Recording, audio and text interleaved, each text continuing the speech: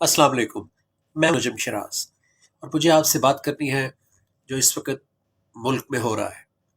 27 مارچ 2022 یعنی آج سے 3 دن کے بعد سنڈے والے دن پرائم منسٹر عمران خان صاحب نے سب کو دعوت دی ہے امر بالمعروف تھیم کے ساتھ جو جلسہ ہونے جا رہا ہے۔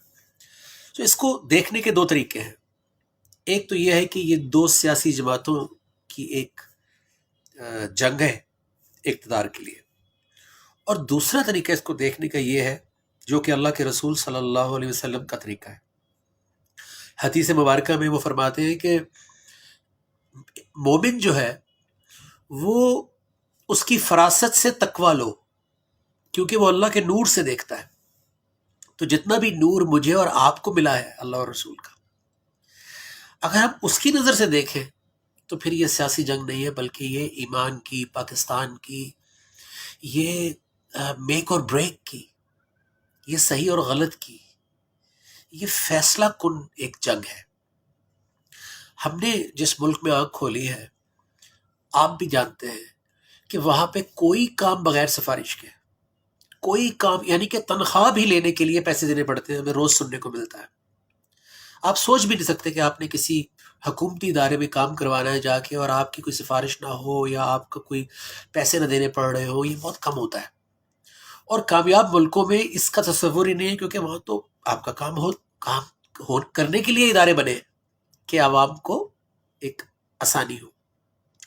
سو اس ملک کا نظام ایسے ہی چلتا رہے گا، جس کو ہم ایک لفظ میں کہتے ہیں کرپشن، یا اس کو بدلنا ہے۔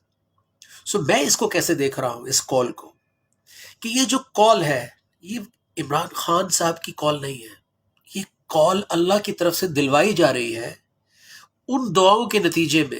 یہ جواب ہے، رسپانس ہے اللہ کا ان دعاؤں کا جو ہم 75 سال سے مانگتے آ رہے ہیں۔ میری والدہ، آپ کے بزرگ، اور ہر مسجد میں خطبے میں جمعے کو، عید کی نمازوں میں، 27ویں کو جو پاکستان کے لیے دعائیں مانگی جاتی ہیں، اور رو رو کے اس کی سلامتی کے لیے، اور کتنی شہادتیں دی جاتی ہیں اس ملک کے لیے، یہ ان دعاؤں کا ایک جواب دے رہے ہیں اللہ کے۔ لیٹ سی کہ یہ واقعی تیار بھی ہے قوم آگے بڑھنے کے لیے۔ دیکھیں، ایک کال جو انڈیویجول کو آتی ہے کہ یار مجھے ٹھیک کرنا ہے اپنے آپ کو، تو وہ توبہ کر لیتا ہے، اس کو عربی میں ہم توبہ کہتے ہیں، جب وہ اپنا رخ بدلتا ہے۔ ایک کال قرآن حکیم میں موسیٰ علیہ السلام کی پوری قوم کو دی تھی اللہ نے، اور ان سب نے اللہ کے حضور توبہ کی۔ سورہ بقرہ کی 54 نمبر آیت دیکھ لیجئے گا۔ تو اس کا مطلب ہے کلیکٹیو ڈائریکشن بدلنے کا موقع بھی اللہ دیتا ہے۔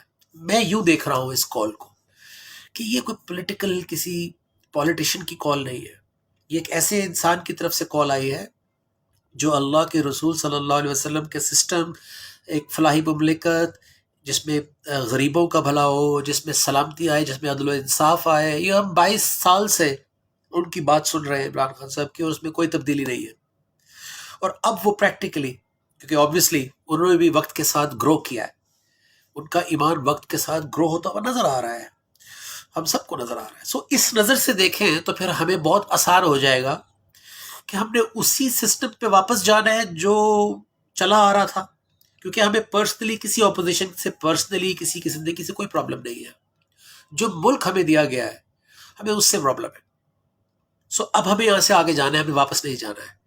سو اس لیے 27 مارچ کا جو جلسہ ہے امر بالمعروف، کہ جو معروف کا حکم دیتے ہیں، وَيَنْهَوْنَ عَنِ الْمُنْكَرِ، اور برائی سے یا انکار سے، منکر سے منع کرتے ہیں۔